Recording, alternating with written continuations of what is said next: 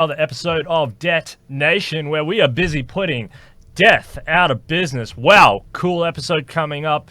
Dr. Jeremy Turner, this guy blow your mind. He's a great show. So before we rock into the show, let's thank Thrivous. You know the deal, $5 all the way up to $160. The more people to share, the more Thrivous you're going to get. You can enter that competition as well, Dr. Turner. That's an easy way to get nootropics and geoprotectors. I mean, we're not going to find a deal like that on the internet anywhere else. So that's all for you guys. So make sure you share the episode within 24 hours. The rules are in the description. Thanks also to David Kelly, I Am Transhuman Campaign, for sponsoring this episode of Detonation. Very, very good campaign. Check that out. All right, so firstly, I have to open up with an apology to you, sir. We've had technical issues, a sound issue, and then a cancellation, and I apologize profusely for that. I'm very sorry about that. I do not like to mess with a guest, and you're the nicest of all of them. Why? Because you're from Canada. That's probably insulting, but no, I really want to apologize for the muck arounds. It doesn't happen often, and it's happened to you twice. Really want to apologize on that note. All right, but after that, I also we want to rock into the show. So I apologize for that. That's my fault. It's the technical issues, but that's life sometimes, and we didn't do it on purpose. So thank you for coming back on the show, sir, and putting up with me. That's hard sometimes. All right, so we're going to talk about a bunch of different topics. First, what is foresight counseling? And are you well, by the way? Foresight Consulting, yeah. Consulting, Am I well? Did you say am I well? Yeah. I'm pretty good. I'm alive. I'm trying to get back into independent consulting type of a career in addition to my teaching. So right. Foresight Consulting is a way in which people like myself can give not necessarily predictions of the future, but can give you possible visions of the future.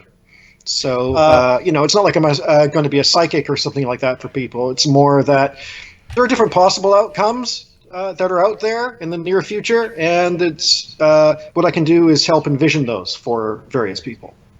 Fantastic. Yeah. So that sounds really, really exciting. Foresight Consulting.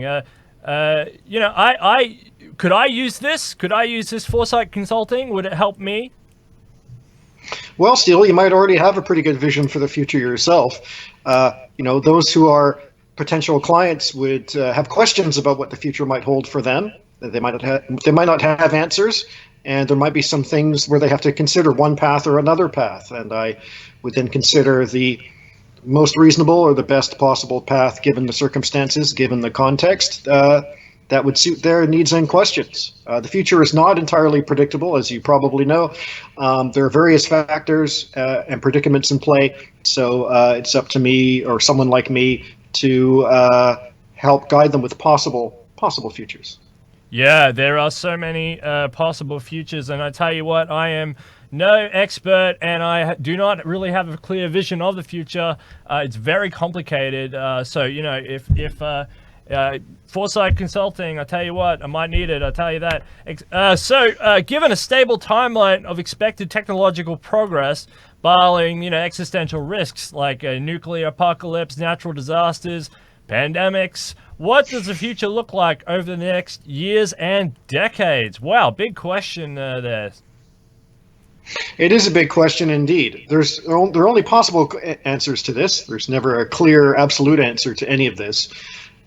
As we've even seen early this year, people did not necessarily predict a pandemic coming up, although there were some people in AI that were predicting, in fact, this pandemic to occur around now. And with some morbid findings, actually, for the very near future. Hopefully that will not involve us, and hopefully that is something that is just a fiction in the simulation. But the results seem a bit crazy. So there's some things that are difficult to predict. Barring any of these kind of disasters, barring any kind of government collapse or unpredictability or anything else like that, if we were to assume that technology is going to progress at the kind of rate it's doing now, or possibly at an exponentially higher rate, then we can make some guesses as to where we're heading in terms of our overall technological development. But some of this will be contingent on our culture's progress as well. So some people are very, technophobic. Some people do not wish to embrace new technological advances. Other people are very technophilic, would love technology, are very technologically optimistic. I happen to be in the latter camp of being a technological optimist, but that's not everyone. And it really depends on the kind of people that shape this kind of culture in the future. For those who are technological optimists, and if we are the ones in charge of the way future goes and technology goes, then it seems to me that we're going to reach a convergence of different kinds of media technologies. In some places, we have already achieved this kind of convergence, this meeting together of different disparate technologies. In the past, as you probably remember, to record a video, you needed a camera. To listen to music, you needed a CD player or a tape player or even a record player at home earlier on. All these things were bulky, and you had to buy all of it. Now we can have a holistic media experience on our phone, our smartphone, our mobile. We can even interact with people spatially with all these technologies in a very intuitive way through things like virtual reality and augmented realities down the pipeline now. We're also going to see the convergence of other kinds of technologies that I don't know if society is ready for yet. And there might be a technophobic reaction to some of these technologies coming down the pipeline, such as mind-reading devices, essentially. Okay, we can already control some video games and virtual environments using our mind to some degree, right? Yeah. And so we'd like to, yeah. Mm-hmm. Yeah. Well, yeah, we've seen where they connect the them probe. What are they called? The diagnostics or whatever, and then the people artificially move the mouse around, and that's mind control of a virtual interface of what I call a computer reprogrammable matter, and that's essentially what you're doing. Reprogrammable matter has been with us for a long time now. It's nothing new. It's essentially the start of everything. But yeah, so that's super interesting. That you mentioned this techno-Luddite idea. These sort of so the Amish aren't dangerous in this because they just segregate, they self-segregate from society. They don't try to actively stop the surrounding society from technologically progressing. They just say, well, you're allowed to do that, and we sort of live in our horse and buggies over here in a town. I mean, I'm not in America. I don't know the finite circumstance of that, but that's what it seems like from here in Australia. These people live in towns, they intermix with the community as much as they have to, but they sort of self-segregate, and they don't run around blowing up power stations or committing acts of terrorism trying to stop society from progressing. I have a theory. I want to bounce it off you just very quickly. We might see stagnant stages going forward as the curve goes up of people being locked into different stages of these technologies. So you get people who are used to the technology of the 2000s, and they stay there, and the 2010s, and they stay there, and they don't want to progress forward because the technology gets more advanced, more sophisticated, and there becomes different societies and different levels of integration. Does that sound like something, or does that sound like a loony guy on a loony show? No, hardly a loony guy on a loony show. Definitely, I don't see that. What you're saying to me sounds fairly reasonable and is a very likely outcome, in that some people will stay in the time period they're most used to, despite technological progress and acceleration. And there will be even some resistance to progress, especially the kind of progress that is down the pipeline. Some of that coming out will be very freakish to the people of today. Just to even conceive of what we can do. Like, for example, with these mind controlling technologies, not necessarily controlling your mind, but using your mind to control.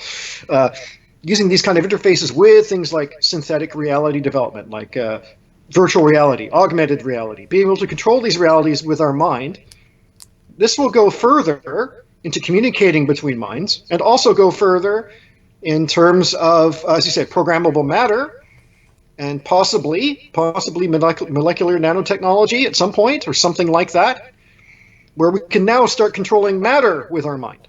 So we can start configuring the world in the way in which we'd like, and even ourselves. Yeah. And I think that's something that will become very freaky to some people living today. Many people of my generation, or I should say probably my parents' generation, some of them are still horrified by face tattoos, right? Or some extreme piercings, like ripping open the ear, or you don't see that too much now. It was a bit of a fad a few years ago, but it seems kind of horrifying to people. And part of the reason it seems horrifying is that there's this kind of bulk ripping of the flesh and bulk kind of changing the flesh, which seems like it can't be undone. It's very canine, right? isn't it? Like, yeah, it's like there's violence done to the body, right? Even with surgery, you know, we see, for example, transgender rights coming out now, partly because the surgeries are much more, gender reassignment surgeries are much more seamless, right? Before it would have been seen as a strange, brute changing of the flesh, and I think that violence to the flesh thing was the thing that was freaking people out, not the idea of having your own identity, whatever kind of identity you wanted, and who you really were inside. So I think, but imagine now with molecular nanotechnology at this very fine-grained resolution, changing you into exactly who you want to be, and that might not even be human.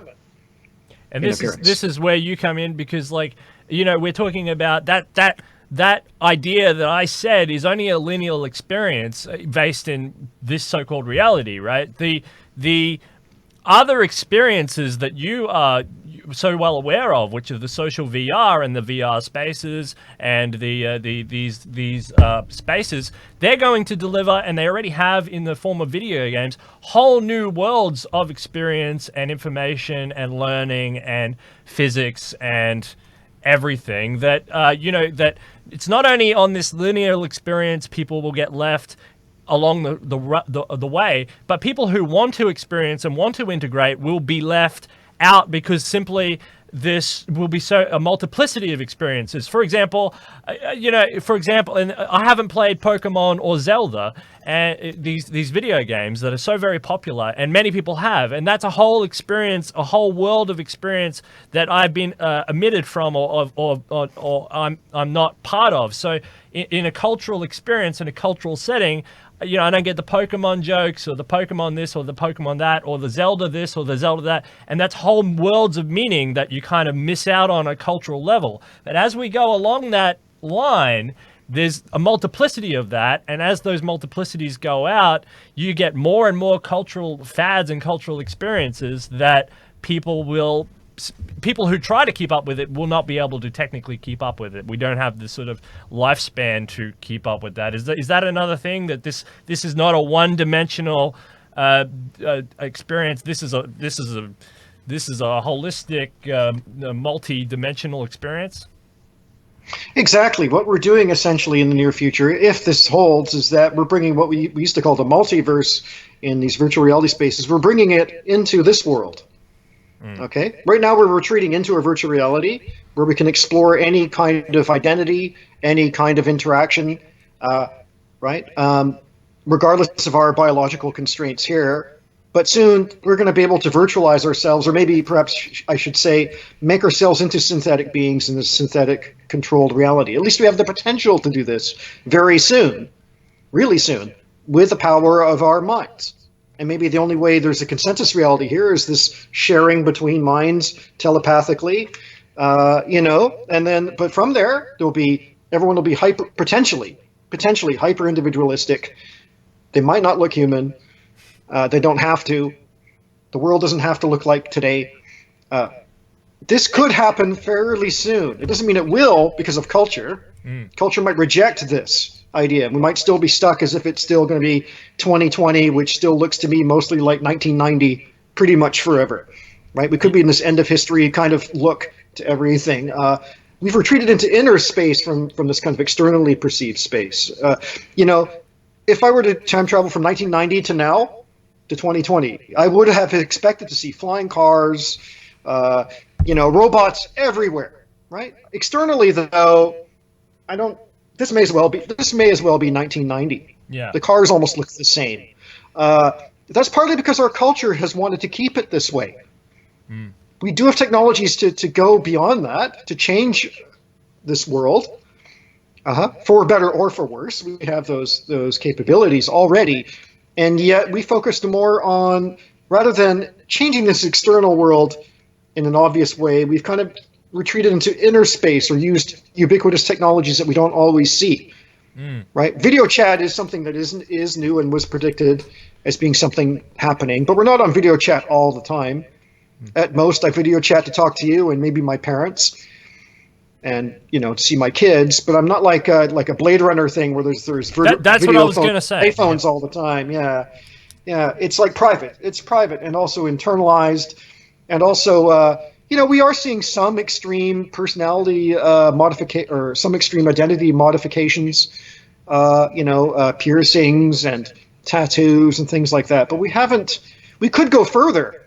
You may have seen cases of people that are trying to look like tigers or dogs or reptiles. Right now, those people are written off in our culture as insane. In the same way, maybe a transgendered person 30 years ago would have been also treated the same way. Now we respect transgenderism. We respect the rights to express themselves as who they really are.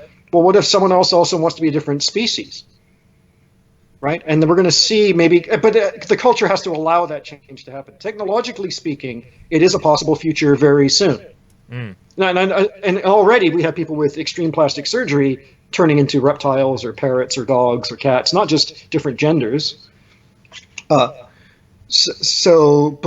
if something's reversible through molecular nanotechnology, people might be more likely to also explore other kinds of identities, which would now look completely shocking to most people today. It could become normalized a lot later. Yeah, it kind of feels like, you have this argument in America, especially of the trickle-down economy. It feels the same thing with technology. There's sort of a trickle-down technological effect that if you pump all the technology up to a few big mega companies, that eventually it'll trickle down, and it hasn't really been doing that. You sort of need to distribute it, and that's where the worry is. And I think, the security concerns and other things, that's fascinating. To what degree are people culturally preferring the idea of retreating to inner space, example VR, video games, etc., over exploring outer space, rocket ships, etc.? So, I asked Charlie Cam this, and it was really interesting because he's an extropian, sort of the singularity guy. And I said to him, are you excited about space exploration? Of course he is and everything, but it's kind of like, it's almost this, what's the point? If we're going to go into these VR worlds and, become extropian singularity, what's the point of space exploration anyway? To what degree are people culturally preferring the idea of retreating to inner space, example VR and video games, over exploring outer space? Well, the space example is a good example, and maybe Charlie Cam shares this, and people of his generation, of my generation, I'm not so sure about your generation, but for me when I was a kid, going to outer space and working in outer space and exploring outer space was everything. It was everything. That was going to be our future, really, right? Go to outer space, meet some aliens, all the science fiction fantasies are all like that. And every moment in the news was about getting closer and closer to exploring not just the moon, but then Mars, Jupiter, etc., right? The rest of the solar system in physical space, right? Make a better rocket, more stable, we can go further. What great fun. Make a better suit, be able to resist all sorts of... Wernher von Braun was the hero of the moment. These people, Yeah, exactly. And I was exactly like that in terms of my attitude until about 1986 when the Challenger spaceship exploded. And then I was just thinking, is this going to be just a waste of time? And I don't know what Charlie Cam feels. There are still many optimists about the space program. We see people like Elon Musk trying to go to Mars. He's all into the big rockets or whatever it is, SpaceX, right? So I'm not saying that everyone has abandoned this pursuit. But there are virtual realities that can take you to places more interesting maybe than, say, well, look at Mars. As far as I know, it looks a bit kind of like Nevada or something without any people right now. So yes, I understand the idea of going to another planet, which isn't ours, is conceptually, intellectually an interesting idea. But how many people actually would want to go to Mars and just hang out there in outer space and also in our outer world? Do we want everything externalized? Do we want video phones everywhere? Or do we want to be more private, retreating into our inner worlds? VR is very immersive if you're retreating into another world. Now, I can see this externalizing into synthetic reality here. But I think people are, other than that, I think people are kind of turning inwards a little bit. Now, I can't speak for some people. Some people, like, the Musk are into SpaceX, and there are people that follow him that are space enthusiasts. Sorry, go ahead, yeah. Well, no, I think I agree with you, and I tell you my theory, and this is all my theory is if you look back in history at photographs, people are reading books or they're ingesting the newspaper. Now they're reading their phones because the information is accessible. We're information digesting creatures. It's cheap. It's accessible. So, when you walk down the road and you see everybody, 99.9% of the people are glued to their mobile phone, they're retreating into that world because the cost is cheap. It's super powerful. We're information ingesting creatures, and you can go wherever you want. You can go into the Facebook world, or you can go into the VR world, or you can play solitaire, which I do a lot, by the way.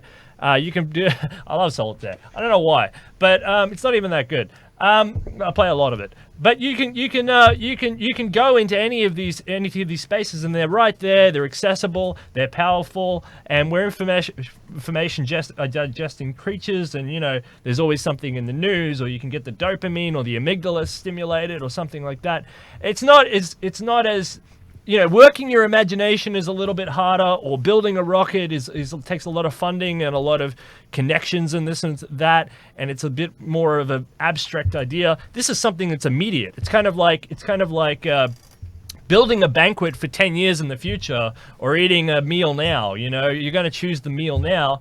You're not going to really prepare for the banquet in the future. Yeah, some people might, and maybe they get the banquet, but who knows if the banquet hall might burn down before then. And that's kind of the thing with space exploration. It's exciting and fun and everything, but it's only exciting and fun while the rocket's going up, because then as soon as it's all fun, it's all over. It retreats back to the people. They sit in the SpaceX building and they do their thing with their math and their big machines, and everyone else has to sit on the outside and sort of hope they get a job there. I mean, that's kind of the cycle, and so it's not as exciting unless you're in the midst of it. And then those people in the midst of it are kind of like, because they're surrounded by the information and culturally in it. I mean, they come out and they're like, it's fantastic, it's everything.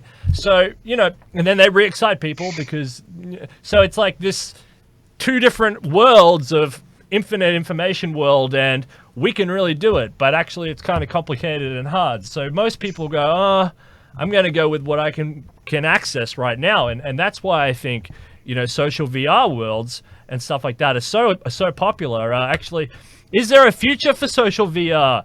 Or will it be a passing fad? Will remaining social VR world survive? If yes, for how long? You've come on the show before talking about a lot of these different companies and things. Is it a fad? Is it something that's going to pop in and out of history, kind of like the pet rock, or is it here to stay? I remember the pet rock, actually. I was a bit younger than the pet rock fad, so we were all into the glow-in-the-dark pet rock. We went up to the original. Nice. That's what I would have. The novelty was still there. Yeah. Other than that, social VR, yes. Is social VR a fad? Well, it's being touted as a fad by many people right now. And social VR the people making social VR they've been having to make a very persuasive case for making it desirable for other people to use in the first place. What we've seen lately is a bunch of the bigger virtual world companies and corporations not being able to make money immediately off of a social VR world that is not a video game. Right? Because just to go to a social VR world and hang out maybe go to some music events, maybe go to some meetings. I personally like that. I actually personally prefer that to many video games. But I'm not the majority of people that are interested in shelling out money for a virtual experience at the moment. However, I think social VR could supplant commuting and work like they promised. It could do those kinds of things. So I still think there's a future in VR. Now, who will be in control of the future of VR? VR takes a big commitment to enter a space like that, right? You need the headset, you need your computer. There's really kind of a ritual in terms of going into a world. You have to ignore the rest of the world. It's a bit cumbersome. It still is a bit cumbersome. It's not just like I'm suddenly there in the world, poof, there I am, and I can come right back out of it. That will probably happen very soon in the future, but if we want it to. But right now, it's a big ordeal just to go into VR. You have to be kind of an enthusiast already, and plus, it's still a bit cost prohibitive for most people. Okay, VR is quite expensive still. Even with the cheaper devices like the Oculus Quest, you're looking at in the neighborhood of 500 to 800 Canadian dollars to use it. So it could be more expensive. You could be paying up to like 3,000 for a desktop computer solution right now. But for some people, that's not a lot of money. But for many people, it is a lot of money. Enough where they're not just going to go fork down that money to try it. And there are VR arcades showing up. For example, there's one across the street from me. There's a VR arcade. So if I want, I could go into VR that way. But then again, that's not cheap. That is $30 Canadian an hour, roughly. And you might want to spend more than 1 hour in VR. Some people still get sick, though, from being in VR. But that's changing. It's getting better. But in terms of social VR's future, there are some companies that recently are starting to sell off or fold their social VR solutions because they're hiring lots of staff members to maintain this kind of world, and the user base is not really big enough yet to support financially making this profitable. So I think for the for-profit world, social VR is not very lucrative at the moment. I think it will become, or could become, lucrative. Yeah, you mentioned sickness, which is a big one. You've got the ones in the Google. You put the phone up to you. That's a little bit different, I know. But you mentioned sickness, and I think that's what happened in the 90s. Am I correct? Like, the 90s, there was too much of this sickness, of this dizziness, maybe vomiting, and they had to push the whole thing to another day. Do you want to reflect on that just for a second?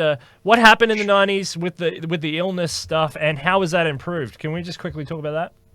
Sure, absolutely. I actually was around during the early 90s, during the VR hype. I was in university, and they had a bunch of researchers into VR, including the founder of, what was it called now? VPL, I think, Jaron Lanier. He was the guy with the glove, the original power glove, and the head-mounted display for VR. That 1990s style VR, he was kind of the guru for that. And there were people like Timothy Leary, who was from the counterculture drug world in the 60s and 70s. He started endorsing VR as the next big thing. This is all back in the 90s. They thought by the end of the 90s, early 2000s, we would all be in VR. Okay, and so there was a lot of pressure on corporations to make VR that everyone will want to buy and use. Now, cost aside, there were demos that people could try at that time. All right? To buy them, though, would be like $30,000, $100,000, maybe up to $300,000 Canadian, say, to own one of these devices. But you could use them in arcades and demos. And I believe I've tried a couple of them at that time. And they do make you feel quite nauseous. And that nausea has to totally go away for people in order for people to want to explore these worlds for longer than 5 minutes. And honestly, VR technology is only recently, consumer VR technology especially, has only recently become good enough where we don't necessarily experience nausea. This is recent. Like I'm talking I would say 2016 recent, actually. I know I tried some VR user studies, let's say in 2013, 2014, and it was a giant helmet, and it was in this kind of, it was almost like a cage. It was awful. And I felt so sick. I thought I was going to throw up, honestly. It was brutal. It was so brutal. It was like the worst purgatory nightmare you can imagine. So I actually was turned off even trying VR for years. I thought it may have already been a failed thing, at least for a while. But then, you know, people like Palmer Luckey at Oculus had made his first little consumer-sized headset. And the first version of that was nausea-inducing, but they've improved the technology since then, and things like the Vive and the more recent Oculus. Now, you will only really get sick if you're going to be on a roller coaster or something like that in VR. That's a huge improvement, though. That's a huge improvement, yeah. and also the computing power is getting faster, so the worlds are more fluid. You know, the refresh rate, the render rate is quite a lot higher now. So yeah, I'm sure that, you know, as these worlds become more inviting and more welcoming and more real to the users, I mean, why not? I mean, because they are not more exciting, but different to this reality anyway. And you can interact and do things in those worlds that are fun. But, you know, the social VR, like you were saying, you know, it's passing fad, this question. Do you see someone like Facebook? I mean, Oculus, he owns it, Zuckerberg. But do you see someone like Facebook? This is the leap. Everybody who's on Facebook will, in 10, 15, 20 years, I don't know the time period, the distribution, whatever, but this is the next step for everyone who's on Facebook. One day they were on, because I saw this they tried this on the Xbox. They tried this on the Xbox where they had a trial system of a social VR world where they tried to reinvent how the menus were written, how a menu system was worked for the Xbox. So yeah, usually when you loaded into an Xbox, you have a menu system and stuff. This was, you walk around and you meet all the other users and you go into the menu and it's just a social VR world. They had it as a trial for a while and then it disappeared. You know, Facebook might end up being the same thing. Do you think so, or do you think it's too early or something? Or what do you think about the Oculus and Facebook and social VR and all that? Well, the Oculus company has been the closest with their Quest device. They've been closest in popularizing VR to the masses. It's still not enough yet to make social VR ubiquitous and mainstream everywhere. But more people are starting to pay attention to VR as a possible thing to do, to experience. Facebook as a company with Oculus, you know, they've had a social VR world called Facebook Spaces, which I've tried. And there were some nice things about Facebook Spaces. And now they've closed down Facebook Spaces and they're opening a bigger version of that, basically called Facebook Horizon, that is coming out this year. And Zuckerberg is really behind it, or at least the last time we checked, was really behind it in terms of a social VR world he wanted to encourage people to experience. He thinks social VR is the future of social media. He's been pretty firm on that. He's invested a lot of money into that. He seems to be personally a social VR enthusiast. Maybe that's why. So he can see what someone like myself can see, I guess, in terms of the potential of social VR. Once you've tried social VR, you might find it as something that you would really like to try a lot of the time. Do you think there will be competing, you know, there's high fidelity and sensor, but do you think there'll be competing platform wars essentially for social video worlds? For example, Facebook and Twitter being an obvious one. So Facebook and Twitter, they have competing social VR worlds. Do you think this is a possibility? Oh, it's absolutely more than just a possibility. A friend of mine, Christina, just wrote a sort of a web article about the future of social VR, and she talked about who will be controlling social VR and also who should be controlling social VR. And I believe she brought up Facebook and other platforms like Linden Labs, which owned Second Life and owned Sansar. Or I guess they...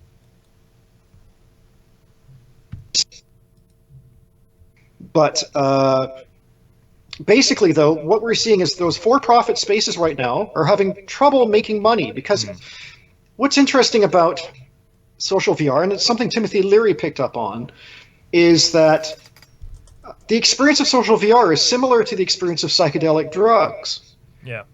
And that kind of experience, you cannot really describe what it's like until you've tried it.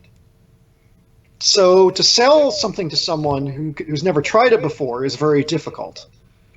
Now, you can still show someone some social VR, and they might like it. But you almost need regular immersion in social VR to really like it. You'll be impressed by it the first time you try it, but to really find routines in there, that takes even more immersion. If you're a for-profit company, there's no guarantee people are going to stay long enough to want to spend money in these spaces. So there's no justification to hire the staff to maintain a big, persistent social VR world. Immersion is a big commitment. So, and if you're looking for people to spend money, they have to be very committed, and have to be probably a large number of people to want to do that. So I think, yeah.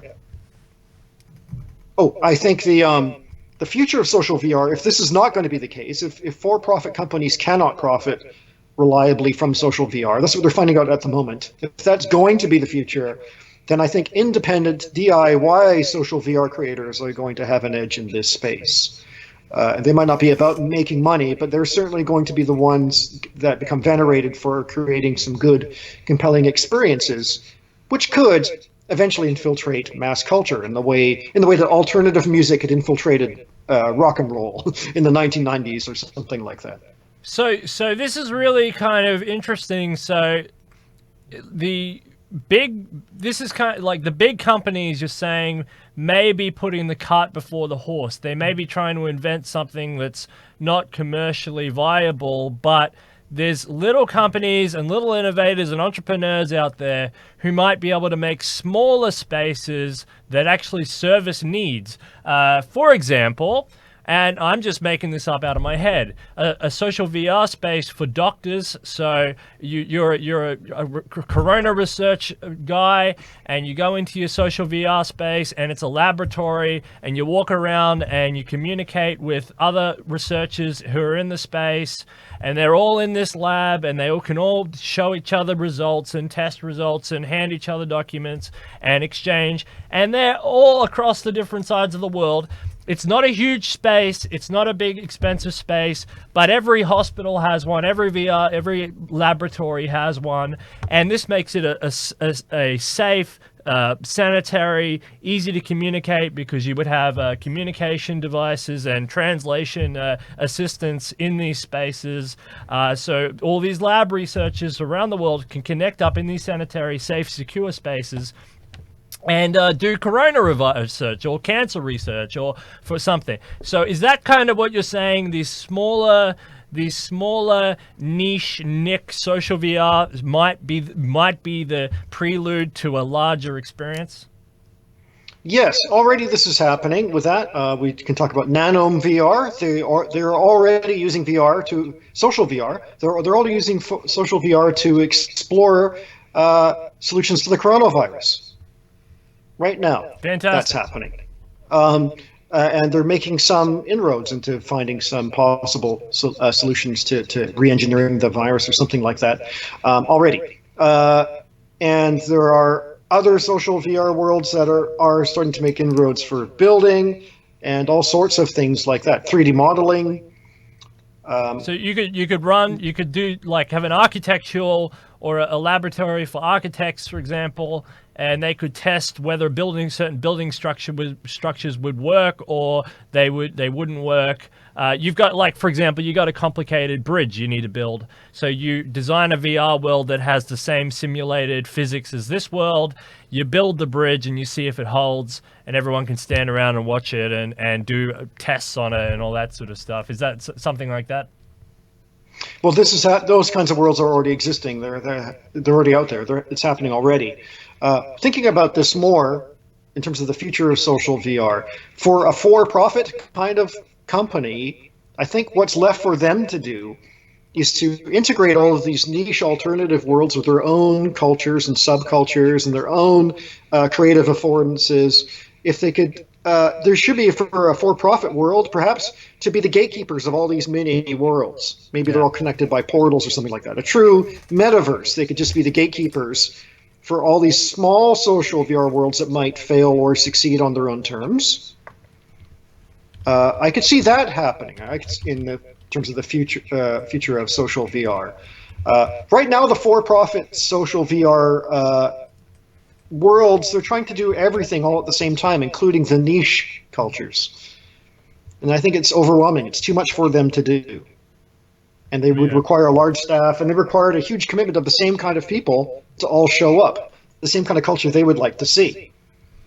Wow. Rather than just be the gatekeepers of all sorts of different subcultures that can emerge organically and maybe bring in people not necessarily for profit, but the gatekeepers that connect the worlds then can make profit from the exchanges going on between these worlds.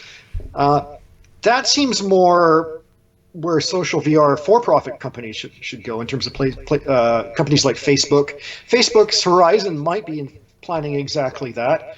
Although the videos I've seen so far, the teaser videos, make it look like just a larger version of Facebook Spaces, which was a fairly rudimentary kind of social VR world. So I'm not sure what exactly they're doing yet. But Sansar, for example, they're selling off Sansar. Linden Labs is selling off Sansar because they're really trying to find a world for everyone. They're trying to do the entire world and bring in everyone and make them all the same kind of culture in a homogenous kind of way, and trying to get a bunch of consumers, a bunch of shoppers. They're trying to create a bunch of consumers from the outset. And some people want to be consumers, some people want to shop. But the whole world for a lot of people isn't just shopping. And yes, they do want to make people that build things, but they've been prioritizing an economy for selling, for buying. Only a certain kind of culture will be attracted to that kind of world. Yeah. And so they had 40 staff members. On the other hand, we have a social VR world like Neo's VR. It's literally, as far as I know, created by one person rather than 40.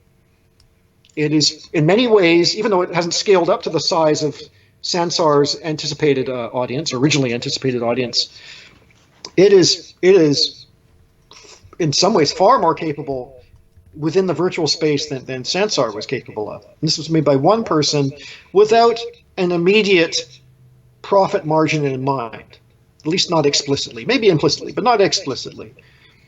The person it's a passion project for this person. He wants to see people build in an intuitive way and have fun. He wants to make friends there and have a good time, right? And in terms of a social VR experience, and eventually he will want, they are putting an economy in there. It's based on the Ethereum blockchain already. There is an economy there, but it's not revolving just around that. And it's not really about profit for its own sake. It's really more about, we're going to make this world and just try and keep it going in some independent kind of DIY kind of way. And, now, will they survive? It depends on what they're ultimately trying to achieve. If they're really trying to, at the end of the day, achieve profit, will this be profitable? Maybe people interested in 3D modeling might be interested in the tools offered by this social VR world. But I think there's a lot more to this kind of world than just that. If you're looking in non-profit terms, community terms. Okay, but it could be, yeah. Mm-hmm.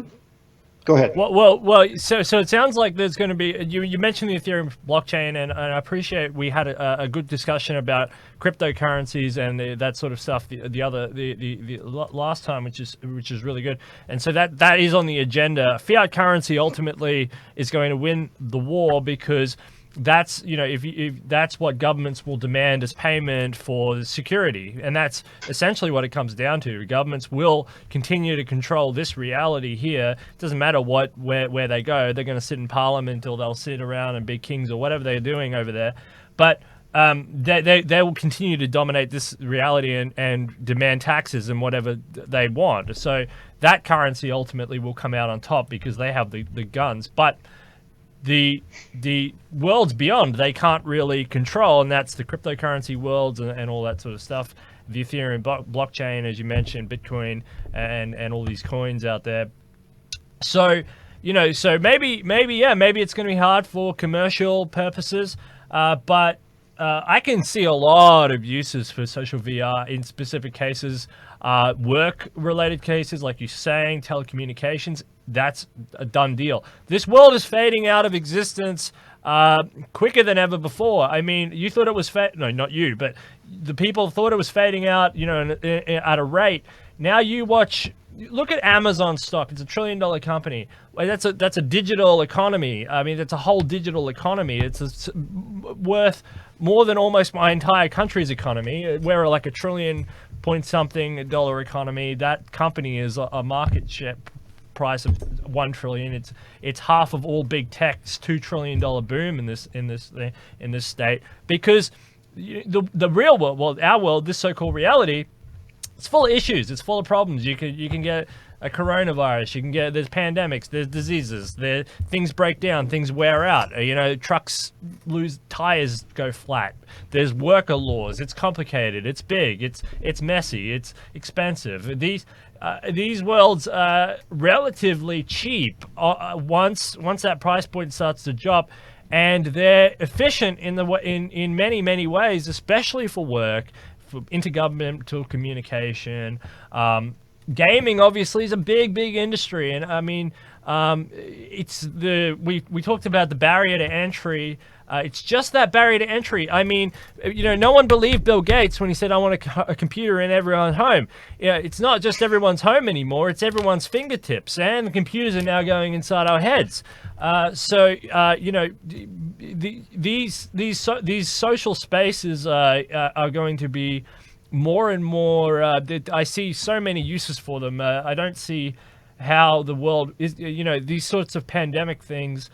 They really weaken this reality and put a strain on this reality, and people just retreat more and more to their houses, to their fortresses, to their castles, and those are boring, so they have to invest in new forms of entertainment, because there's only so much TV you can ingest. The internet is only, there's infinite amount of information, more than anyone can consume on the internet. But that's not entertaining. That gets boring after a while. You can't read. We aren't computers. We can't analyze huge amounts of data like that. I don't. So for entertainment, we turn to video games and things like that.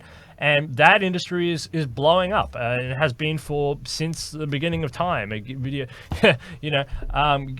Leisure is something that we've always strived for, and that's why our productivity is mostly always improved. Has it been distributed fairly? No, not at all. But humans have always strived for it, and now we're at a point in time where it's here. It's arrived. Let's talk about. Is there anything else you want to just say about social VR spaces? Otherwise, we'll move on to AI and AGI. Well, just that I do see a future in social VR. It might not be the for-profit future. As I said, that Neo's VR is really, it's amazing at the speed at which it's evolving and progressing. I'm going to be doing a project actually with my friend and colleague Liz Solo. We just finally got a government grant to explore, and this ties into AI. We're going to be creating AI characters within this virtual space that possess some level of creativity. That's so great. We're going to make some creative characters in social VR using this particular independent sort of alternative social VR space. And every new VR world opens up a new reality of exploration. I mean, you talked about Timothy Leary or Terence McKenna or some of these right. guys. Yeah, Terence McKenna, he's huge in VR spaces, all that sort of stuff. I mean, those guys were just talking about these sorts of. Not fiction isn't a real word, but it's these spaces inside our heads through the mechanism of drugs, and that sent the government into a panic that they still haven't come out of. Social VR and all that is far more powerful than an LSD or a DMT trip. I'm going to say that. I mean. Yes, DMT or a psychedelic trip or whatever is probably more spiritual, but the impact of these VR and social VR spaces is certainly a more powerful institution. Whether in going forward, it's just like the Gutenberg's printing press was a powerful invention. But it pales in comparison to the internet. It's the sort of the same transition. Some people are saying that the future of AI is mainly being solved through artificial neural network representations, and technical approaches such as deep learning, etc. Is the future a truly intelligent AI? Dr. Turner. Well, right now we do see a lot of deep learning using basically expanded neural networks, and these are just really number filters at the end of the day. Huh? Certain numbers get through, so other numbers don't, and these are just representations. Now, one could argue the neurons inside our own brain are acting in a very similar kind of way, although now we're discovering the neuron isn't just getting excited and firing, or not just getting excited and being dormant. We're seeing that the neuron and the neurotransmitters and the synapse, they all have their own extra kinds of functions, cognitive functions we had not really thought about before. So when we try and simulate these kind of representations in for an artificial system's use, we might not be capturing the whole picture in terms of what is available to cognitive beings. So what I think, though, is that when we talk about the future of AI, which will be AGI, artificial general intelligence, is a future for AI. By that I mean an artificial being that can pretty much learn any kind of domain that we can kind of learn, and maybe more. Okay.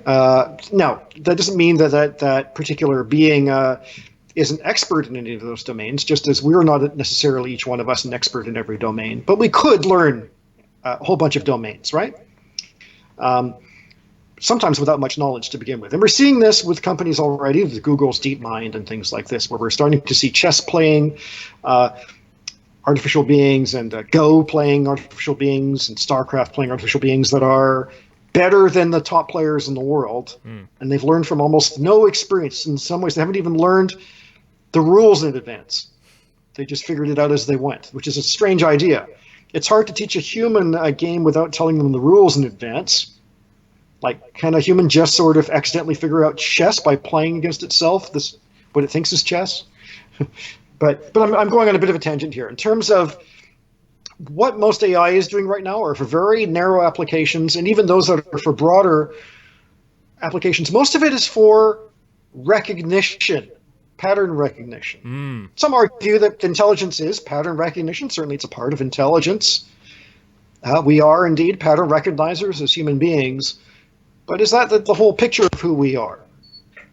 So, since the 1950s, they were thinking about other things in pattern recognition, right? Including an artificial being's capability to learn philosophy and understand it in any deep way. In fact, that was the original dream of AI, to make a philosophical robot that could think about its world, not just classify it and recognize it. And certainly there are people among us that can do both of those things. We have kind of hybrid styles of intelligence. We have connectionist pattern recognition style intelligence, and also this kind of higher level abstract way of viewing the world kind of intelligence. And why can't we replicate that eventually in these artificial beings? Like a hybrid system. People like Dr. Ben Goertzel have talked about the need to make a hybrid intelligence that combines top level kind of logic considerations, symbolic logic and stuff like that, with this kind of bottom up emergent ability to classify and recognize things. Wow. So I think, and some people are already on the task of doing this. Even people like Jeffrey Hinton, who's the big neural network guy, actually, in Toronto, even he was hinting that the neural network representations are near their end. There's going to be something newer soon. He was not sure exactly what, I don't think, but he wasn't thinking his kinds of ideas were going to last forever and be the ultimate solution to replicating or generating new kinds of human-like intelligence or superhuman-like intelligence. So, I think there's going to be a stronger need to integrate all of these different heuristics and strategies and approaches and representations together to make a being at least as cognitively competent as we are as human beings. Yeah, it's AI is definitely advancing really quickly, and you're talking about pattern recognition. I mean, it's a black box. The pattern recognition thing for most of the AI, it's you feed the machine, you want an outcome, and it turns into a black box. And even AI researchers, this is the really big stress point right now for AI researchers to figure out what exactly is going on in the computer's mind, in its process, in its work, to spit out the outcomes that it gets. How do we decode that? And Facebook, we had that little incident where the computer started to write its own coding language. You've got like 5 or 6 different big coding languages. It started to write its own code and talk to itself in a what seems like an more efficient way for it to do that. But we kind of it's like letting a dog off a leash in a park. It's you don't know where it's going to run, and so you don't do that. You want to kind of keep it on the leash. AGI AI, it's huge, but we've survived we've done okay with the narrow AI revolution. I mean, this has not really been a big issue. This has been quite a big advancement in humanity. It's AGI that really we gotta use the AI to help us work out AGI, and I think that's we got to use the tool that if you metallurgy. Remember metallurgy? You got to build better tools using your skills to improve your final product, and that's kind of where we are. Dr. Gen Goetzel obviously leading the way, and a lot of these AI researchers. Irai Eskarol, is another one over there in Turkey. David Kelly. There's lots and lots of them out there who are doing great work and trying to work this out. But we need to utilize the tools that we've created. What about the future of cognitive? What about the future of the cognitive of virtual characters? Perhaps you mean the cognition of virtual characters. Cognition, virtual characters. Yeah, maybe. Well, okay. Well, there's different. Okay, so there's some people with the big AGI project that want to make kind of the perfect super intelligent being that can be omniscient, right? That can answer anything you want and do everything for us and solve the world's problems, right? And think big philosophical things, and right. Some people are on that quest to make the ultimate super intelligence kind of being, which I think is a fun thing to consider. But do we need to create all of these beings like that? Do they need to all be made at that level as some idealized rational agent that is just godlike, right? Or will the future of AGI and AI be also about making compelling characters for entertainment or for things like that? Like in video games, right? You interact with people, different kinds of personalities, including classically flawed personalities. Sometimes those flawed personalities are more entertaining, at least for dramatic purposes. Sometimes, I grade papers in cognitive science based on the philosophy of mind. And the most entertaining papers for me to grade are the ones that have a completely different belief system to mine, right? Which, according to my mind, I consider them almost completely delusional. I mean, I don't grade them and say you're completely delusional. I have a rubric that just grades their terminology and their understanding of what they believe to be true. But it is kind of entertaining, to think about someone who believes for example, the Earth is flat, or something like that. I mean, it's you're going to find a super rational agent that's not going to maybe think that way. But for a video game, it might be kind of fun to interact with people that sincerely believe their world is, for example, flat, right? Or something like that. So there's a way you can use artificial intelligence techniques and heuristics to create these artificial beings that maybe generate and maintain their own delusional thinking for the purposes of diversity. There still might be a rational, super intelligent being that can help govern our lives and solve our problems and stuff like that, and answer the big questions in philosophy and things like this. But I think sometimes the AGI pursuit is almost single-mindedly focused on just that. And it would be wonderful to create in my opinion, a godlike being like that. But you could, through logical structures and maybe even through the neural network representations or in combining them, you could create idiosyncratic personalities, people with their own unique personality traits and weird, eccentric beliefs, and even get them to defend it rationally. on their own terms. All that stuff and consistent logic, all that kind of stuff interests me in terms of a personality design. I don't know if we want to make all our agents be logically omniscient and just answer every question and be aloof and detached, and yet, I could be wrong, but for virtual companions and for virtual characters that you interact with, I would think that you would want still some kind of idiosyncratic personality design, even if that requires higher levels of AGI programming to do.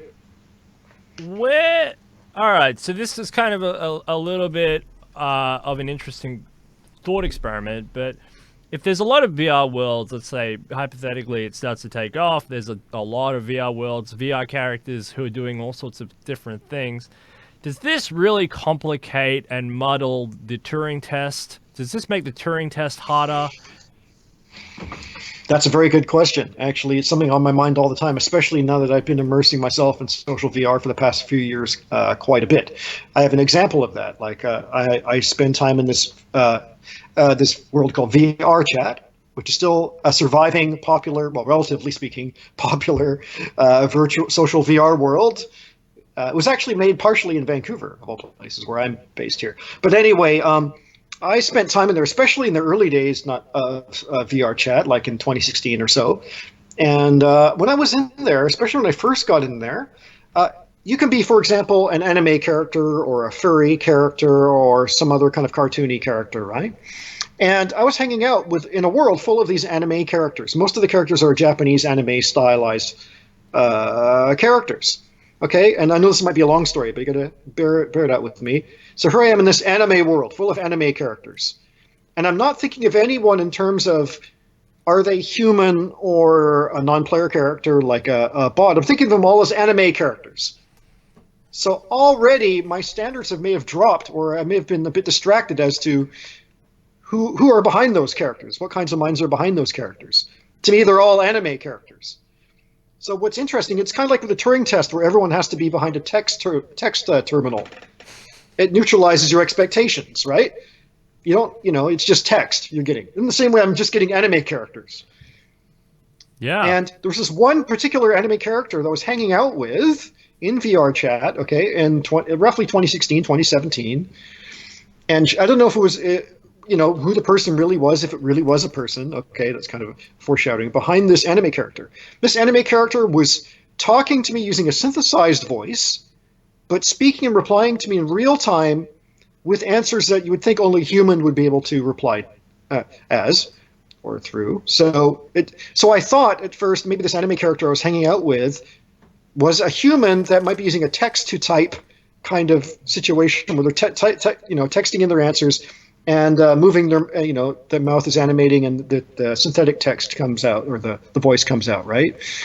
I was thinking, well, that must be the case, and they claimed that was the case. But the responses were so quick, and the anime character was moving around like a real person sorry, I'm looking at my camera orientation. Here we go, in the middle of the camera. I'm a bit disoriented today. They would talk to me and reply to me and have their hands waving like this, for example. So where are they going to get the extra hand space to go type something? Yeah. So how are they generating the synthesized text? Unless there's two people working on it behind the scenes, one person typing the answers, the other person doing the human gestures. In VR Chat, you can move hands around in your actual sort of physical body. There's a representation of it, right? You move in actual space, right? In a room scale, and there's an avatar body that tracks your physical body, right? So this person was walking around making hand gestures as an anime character, all sorts of gestures, but it could also fly a virtual helicopter, could show me things, could make things appear. All the stuff requires the dedication of one human controlling that avatar. Where is there time for the person to type in synthesized text? Yeah, at a very quick rate, as you mentioned, a very quick rate. Very quick rate, and the answers. So maybe this raises questions. Yeah. This raises more questions because a sort of social VR world, very 1.0 or less than that, is these chatbots. These chatbots are programmed to try and understand humans, mimic them, learn all this sorts of stuff. I mean, was it a chatbot? Well, that's what I'm saying to myself. There's a point though where, based on what that anime character with the synthesized voice was saying to me, in real time, it was definitely felt like a human communicating with me. Okay, on the Turing test level, I thought that was a human-controlled character. And yet they were speaking in a synthesized voice in basically real time to my questions, okay, but not in a bot-like way that we stereotype, in a very human-like way, in the way I'm talking to you right now, okay, in that kind of way. Yeah, because And there it are was sophisticated so weird. there are sophisticated programs out there like Google's DeepMind. I mean, it could have been a very primitive version of Google's DeepMind or something like that. I mean, they could be running experiments. And this is I guess this is the whole Turing test thing, because you know, a lot of people expected, and I think, you know, that movie, the space one, you know, they expect that sort of the Turing test will be delivered via a HAL. What's his name? That movie, Space Odyssey or HAL, something. HAL, yeah. right? You know, it's this text. It's, you know, I'm alive. I'm getting scared of, you know, oblivion. And, oh wow, this thing is alive. But that doesn't seem so clear cut. It doesn't seem so black and white as that anymore. You know, it could come through a real so-called, in this so-called reality, it could come through some sort of robot android thing. It could come through a chatbot. Oh, increasingly in these virtual spaces, and you know, if there's a multiplicity of spaces, which one, you know, and where is it, and that hard. That's creepy. It's hard. It's Blade Runner. All right. So any questions about so, you know, AI safety, should we be worried about AI, narrow AI or AGI in the, you know, coming 5 years or something? Is it even AI safety, is it even on the radar? I mean, don't cybersecurity companies deal with this stuff all the time? Shouldn't we be asleep? Shouldn't we be? Yeah, in terms of AI safety, it's tricky because the issue with AI safety and not trusting a bot or some kind of AI, it has to do because we're designing a lot of these intelligences with instrumentality in mind. They're really going to be like chat-based tools rather than really necessarily companions or necessarily used for other reasons. Like, you know, we're trying to design in terms of what this agent, this artificial being, can do. All right, and it's going to think in terms of doing or accomplishing something or solving a problem. You know, think of that, and I may have mentioned this the last time we spoke, but think of the paperclip argument in terms of the AI safety issue. You know, if you only design an intelligence to optimize finding the best kinds of paperclip, which is a very instrumental kind of desire we might have, or instrumental task, and yet you give it AGI to think of every possible thing it can do to also stay alive and do it for eternity, why would you want to make those two compatible in the first place? Why would you even want to put those? You would want to make an AGI for AGI purposes, not for the fulfillment of a very narrow, single-minded AI purpose. Yeah. And I think AI safety and AGI safety, the issue isn't. They're worried. Oh, they're like demons. They're going to take over the world. We can't control them. We should put them in a box. Like, it is maybe a bit like a genie in terms of unanticipated consequences. But the issue is really on us. The design issue. We're responsible for what we'd like these artificial beings to do in the long term. It's up to us to try and. Now, of course, you can't predict for every contingency for everything, but I would not want to insist that an AGI only optimizes the best paperclip and lives its whole life just for that purpose. Of course, disasters are going to happen, right? So I mean that paperclip argument is the reason why they're like, you know, people like Bostrom say, oh, we got to think about that in terms of unintended consequences. Well, you've intended some consequences already as an engineer, whether you know it or not. You've actually built in those problems.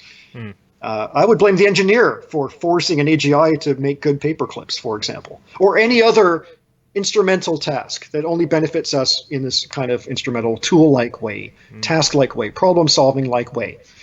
You know, are we only going to make problem solvers, or just to automate industry, or treat them like slaves? I certainly would not want to treat an AGI like a slave. And narrow AI, well, they're designed to do what we want them to do in that instrumental sense. maybe that's all we need them to do, but we're not necessarily going to give those ones, or we hope we don't necessarily give those ones, AGI capabilities. Because the point of having AGI capabilities is to go beyond narrow instrumental thinking. And narrow instrumental thinking can even doom humans to doing stupid things. Some humans are narrow-minded, seeing every, the hammer and the nail, seeing everything as a nail. Think of the kind of people that are like that as human beings. And many of us do have BGI level intelligence, biological general intelligence. And look at some of the people that are single-minded that way and the problems they cause. So, that's my overall opinion on AI safety and whether we need to control certain agents or not. It's more about what kind of agent are we designing? What kind of artificial being are we designing in the first place, and why are we doing it? For me, an AGI is all about making a kind of intelligence that goes beyond mere instrumental task management or something like that. That would be the point of making one. That's a very concise way to say it. I love that, actually. People should watch that. They should smoke a joint. They should watch that again. Actually, that's very, very concise. But that answers a lot of the questions that people have about AGI. That's narrow AGI should be task orientated. I mean, that's how it's been designed. It's how we've used it. And it's, the thing about humans is, like, universities are hard at work right now coming up with sort of human computational systems to work out future events and future problems. But we don't have the capacity to consider all the contingencies of an instrument. For example, I was watching a show, and this lady came up with this example, very good example. I think this is a great example. A lady, she had some sort of pacemaker, and she because she had an enlarged heart. Now, the pacemaker was designed to give her an electric shock when her body reached a certain state. She got pregnant, and then her body changed, and the pacemaker gave her a shock. Because her body changed because of the pregnancy. Now, the makers of the pacemaker didn't anticipate a woman getting pregnant, and therefore the negative effect from something that was helping her live actually ensued. Now, that's an unintended consequence. That machine was designed to help her, ended up being harmful to her, but not by design, but because of lack of consideration for all body types and all circumstances in that. And you can't really blame the pacemaker company so much for that. It's just they obviously hadn't considered that consequence. Now, if you play that out to transport, to the social life, to the economy, to politics, to rocket ships and everything else that's going on. I mean, the whole of human society, it's impossible to navigate the amount of consequences. That's going to take massive amounts of computing power to do, and that's kind of why we need to use the tools that we have built in order to assist us with these future issues, to navigate them. The paperclip hypothesis, chewing up all the matter in the universe to make paperclips. I mean, it would make sense. It makes sense. That's what it's designed to do. So why not do that? In the nano world, I like these idea of nanobot robots that are kind of like police bots. And if you have rogue nanobots, they would go out and they would fight the rogue nanobots, and they would arrest the nanobots, for example. If someone made a malign nanobot, these police bots go out and they police, just like antivirus surfs the web and does antivirus stuff, or in the real world, in this so-called reality, pharmaceuticals to combat viruses or something. So you would need the same thing with an AGI. You sort of need a police AGI, if you know what I mean. It's kind of the same thing with the nanobots. You kind of need this police mechanism, because it's kind of like a court. It's kind of like a whole new society in there. It's not.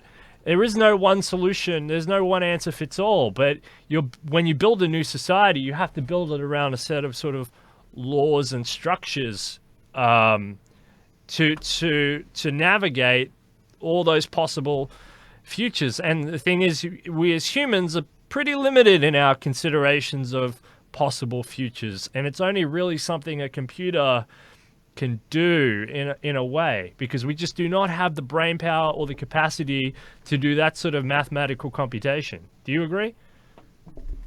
I agree in many cases. There are some theorists that almost believe we are almost like partial oracle machines, and that we are able to hypercompute answers without even having the correct answer through intuition. I don't know if I totally believe that, like we're spiritual machines in that way.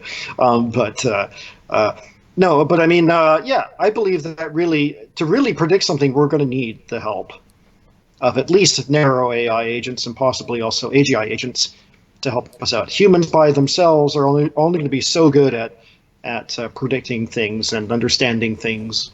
And what is there might be a rise of sentient AIs and AGIs, and the US Transhumanist-Party talks about rights for sentient AIs and AGIs.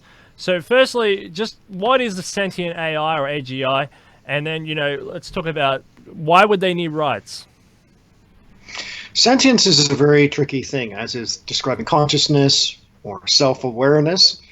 So, for example, in my opinion, and I've looked at some research on this, self-awareness does not necessarily semantically have to mean the same thing as consciousness. If you say, "Who am I?" I can say, "I am Jeremy. I'm self-aware." Ta-da!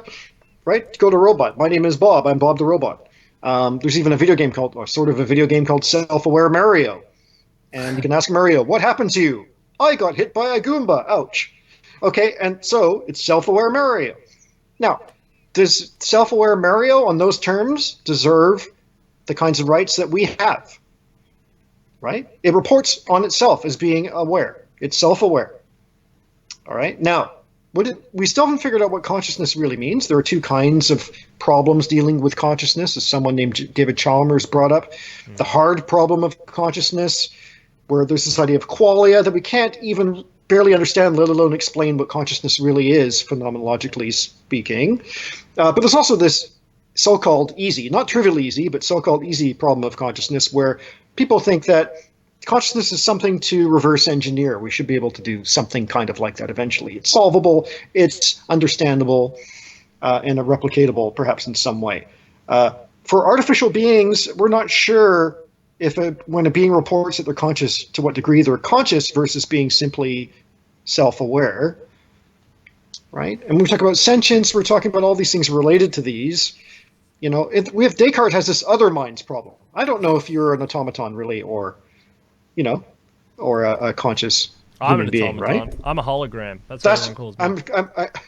I'm waiting for you to peel off the mask, and this has all been one big Turing test, and you're an android or something. But probably it's just it's likely. So in terms of rights, where do we draw the line? We're starting to become a more enlightened society.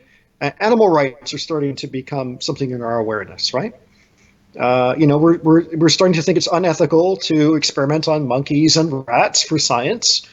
We haven't completely gone over that. We're starting to not have to kill to eat certain animals, whereas we had to before, we thought we had to before. But vegetables apparently maybe scream in their own way, right? And now if we go to the artificial world, let's face it, if you play a game like Call of Duty or some version of the game like Doom, there's a first-person shooter game, you are killing a bunch of other non-player characters en masse and probably not feeling too guilty about it. But what if they have a non-zero amount of consciousness? If you're a panpsychist, you believe that every being has some level of consciousness. So are you committing some kind of weird mass genocide on these spawnable non-player characters, which you don't think have anything worth considering in terms of sentient rights? There's this guy that's fairly controversial, Brian Tomasic is his name. And he talks about how we should consider, or at least talk about, whether or not non-player characters in contemporary video games should have rights. Which sounds absurd to most people, right? Including the soldiers you're killing in those Call of Duty games. Those automated ones, those non-player character ones. Because he talks about what is the baseline for something being self-aware versus consciousness or sentient.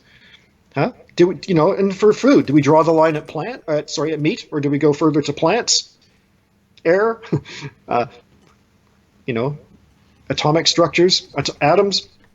What's living, what's dead in that way? You know, so where are we going to draw the boundary? Because we don't want to look like immoral barbarians by future societies. I'm sure you No. might agree with that. Like, we can look at previous societies and we can say to ourselves, what were they thinking? We're so evolved now, right? Q will have something to say about that. Oh, okay, good. So, I mean, Oh, it's a Star Trek joke. It's a lame Star Trek joke. Oh, Q, yes, yeah, of course. I thought you meant someone on the show with the name No, Q. no. This happens today. It's a lame Star Trek joke. Well, no, it's not so lame. I remember Q now that you brought him up. But where do we draw the line? Because we don't want to look like, immoral barbarians in the future. So maybe right now we're going to be on like some kind of war crimes tribunal near 2070 because we killed off all these soldiers in Call of Duty 3 or whatever, 4 or whatever it is. But where do we draw this line? Where's the cutoff for consciousness and sentience and rights? Where is that? We're still figuring that out. And this guy's actually wanting us to reconsider things we used to take for granted. We used to take for granted about just killing animals and using animals for science and torturing other animals without much second thought, including other societies, other groups of people. Not much thought about that. We didn't even think it was a problem to do so. It's just out of our awareness as a culture, right? And then looking back, we realize how horrible we were and uncivilized we were. Maybe, even for the non-player characters, maybe, It is. If these okay, you're killing the non-player characters, but if we didn't bring them into existence, they wouldn't exist. So essentially, is it better that we don't even go down that path, only do things like social VR and only do things that you can switch off so that at least on that side we will be safe? Because if we keep building and keep investing in games and we keep making non-playable characters that you can kill and torture and do this sort of stuff with, without really knowing, is that perpetuate, like, are we playing God? That's my question. Are we playing God by building these games and by doing this stuff and not having a clear idea about what we're actually doing? Yeah, I think that's humanity's curse, isn't it? Across many civilizations, that we have this desire to play God, or at least to communicate with gods, or have gods on our side. At least be currying favor with gods, or being gods ourselves when that doesn't seem to work out in a reliable way. And we're willing to go through this Faustian bargain without necessarily thinking of the moral long-term implications of that. So in terms of, the rights of future, certainly the rights of AGIs, we may have accidentally reverse engineered what it means to be conscious without knowing it. And then that's a big point. A lot of like, even myself, I mean, here we talk about like reverse brain engineering as being a pathway to that, but I hadn't actually thought about the fact that's huge. That's massive. Yeah, that an AGI being conscious is actually the model and the mode and the pathway of the reverse engineering, because it depends again. Well, consciousness has so many different components to it and such, but yeah, that's a big point, is that maybe consciousness is on some sort of plane and these AGIs would just pop into that plane and that would be it. I mean, and that's what we resonate on with our brains or whatever, or however consciousness is and self-awareness is functioning. I never thought about that. That's an interesting idea, because I guess that's speciesist or digitalist or whatever you want to call it, but I just assumed that AGI consciousness experience would be on a different plane or a different experience, or because it's wires and connections, it's somehow different. It's not a real, it's not a real consciousness, but it's a completely different consciousness type, because I'm me and I and you're you and we're humans, and we go, okay, that's that type of consciousness, understand that, but the computer type is wow, that must be a different type, and because of the informational ingestion and all of that, it must be a different type. But maybe that whole theory is just completely untrue, just like maybe it's untrue with other animals as well. Maybe they're on the same plane at a lower dimension or whatever. I don't know. But that's massive. That maybe it doesn't have to be. Maybe we're going to skip reverse brain engineering because it's not. It's the same type of. That's huge. Anyway, that's big. Thank you. That's huge. I don't know. That's huge. That's massive. Yeah. Well, there are people called functionalists that believe it doesn't matter what your mind might be made of. It's the way the patterns work that are important. So if you replicate the pattern, does the substrate need to be exactly the same biologically for, let's say, consciousness to work? We have mechanisms already we found for things like self-awareness in the lateral prefrontal cortex, for example, for self-awareness. And now we're looking at candidates biologically for in neuroscience for consciousness. There might be the claustrum. It might be the pineal gland, according to Descartes. It might even be, there's new studies saying it might even be part of the thalamus, which is really weird because the thalamus normally is a sensory gateway.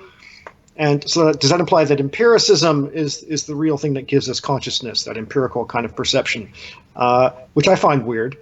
Or maybe it's all of those things, or maybe it's not rooted in our biology. Maybe it's an information pattern. Some scholars, not all, some scholars are starting to think, for example, that information not only has a particular kind of pattern, but maybe information has mass. That's such a weird thing to say. Yeah. So maybe information is more real than we give credit to as biological systems or for our biological systems. I don't know to what degree I believe information is like physical, like mass is, but if it were to be like that, then even if we don't see the physical transfer, the physical replication of these things, maybe it does actually manifest. Maybe we just have to transfer the information across or reverse engineer the information and just build some kind of friendly, compatible substrate that supports the housing of this information and the retention of this information and the execution of this information. And maybe you could create a functionally conscious, in the same way we were functionally conscious, being. I mean, if you close your eyes, you're not going to see anymore. Obviously, parts of your consciousness have been altered. You can still understand through your imagination and your mind's eye, etc., of the world outside, but you've changed your consciousness a little bit because you've diminished your senses. Or if you close your ears, right, you've diminished your own senses. So obviously that there's also a link between consciousness and sensory.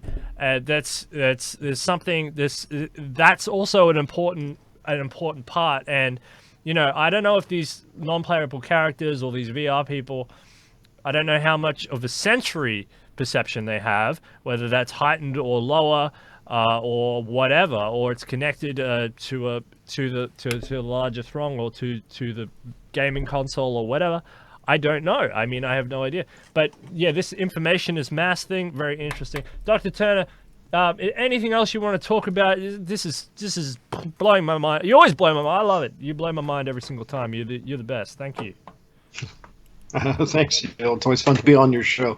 I was just thinking to sort of answer what your question was about what makes a video game mind different to our kind of mind.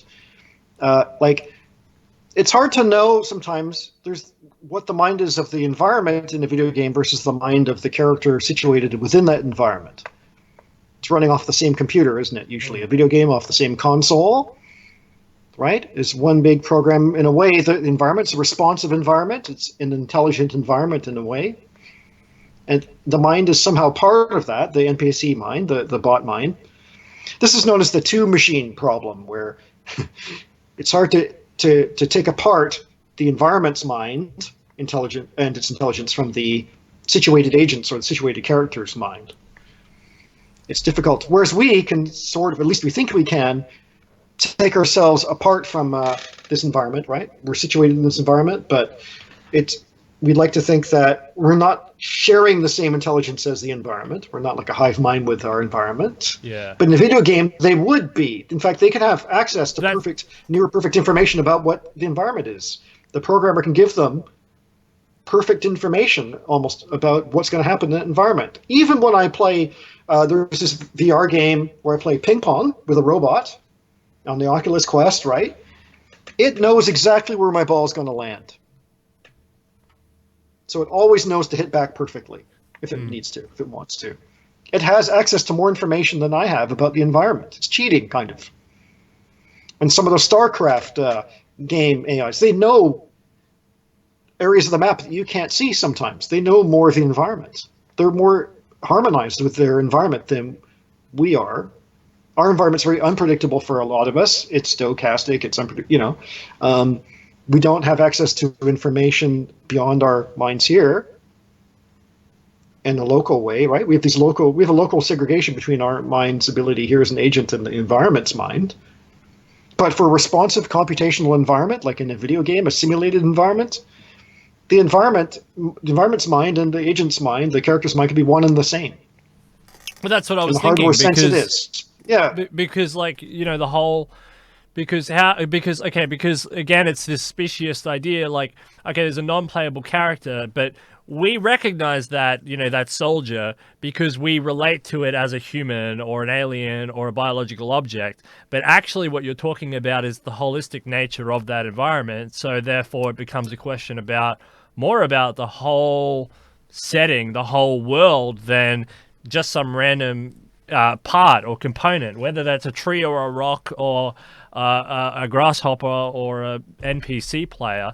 And it's just, and we're kind of figuring that out, as we've emerged from the cave, we're kind of figuring that out with the real world as well, or this so-called reality, because, we came out of it and we saw resources to exploit, to enhance and build up our own perpetual state of security, or what we thought, and then we realized, well, hang on, we're actually connected with the environment, and we got to figure this all out. And there's, we're hitting that point now with the lab-grown meats and the environmental consciousness, and we're hitting that point now with social VR and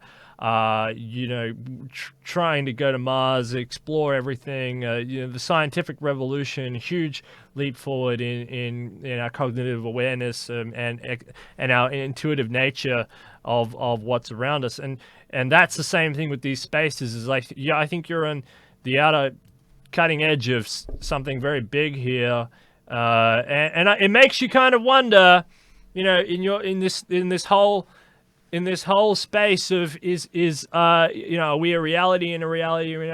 I mean, this really makes you wonder how far up the chain this could really go, and who is God and who is playing God, and how far does that go? And are you yourself just an experiment on yourself running a test?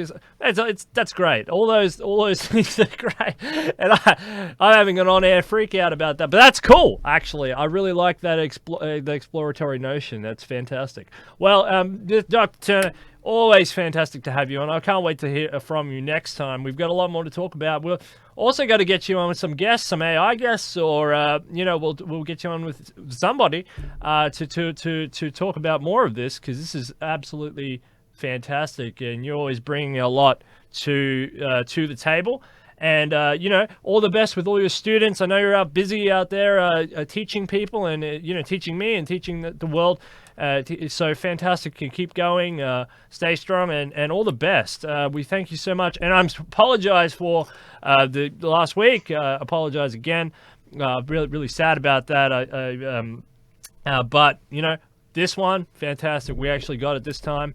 And the sound and the problems like that, but always appreciate your sentiments, your work, and you just keep going, sir. Just keep reading, and thank you so much for your service. Thank you so much. I had a great time, and don't worry about the past. That's not a big issue at all. We're focusing on the future. We're going onward and having a good time talking about these big issues, or at least what I think are big issues. Well, yeah, Foresight Consulting. Check that out.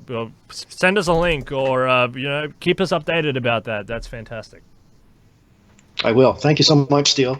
I appreciate it. Had a great time. Detonation, putting death out of business. Thanks to Gennady, Mr. Shoemaker, and thanks to Mike DeVerde for also helping support this show.